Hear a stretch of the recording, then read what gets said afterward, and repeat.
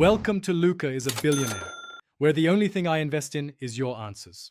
You begin by creating a Trusted Tales USB now. Plug a clean 8 GB or larger drive into a spare machine and download the Tales ISO. You must verify the ISO signature so you're not running a tampered image. That step prevents compromise. Once done, write the ISO to the USB using Etcher or DD and then reboot. Make sure to enable USB boot in the firmware settings, UEFI or Legacy, so Tales can start directly from the stick. You'll see the Tales greeter. Configure language, keyboard, and optional persistence now. Create a persistent volume only for data you need across sessions and use a strong passphrase.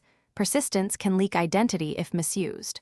Once inside, route everything through Tor. Tales enforces it so you don't accidentally leak DNS. Make sure to avoid logging into personal accounts tied to your real identity. When you must save files, encrypt them and prefer ephemeral workflows to minimize long-term traces.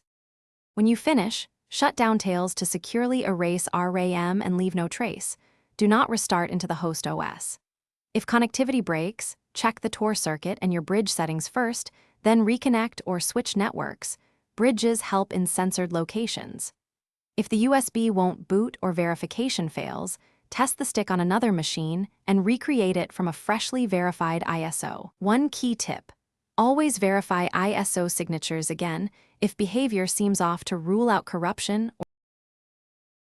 Thanks for watching and please subscribe. It's the best investment you'll ever make.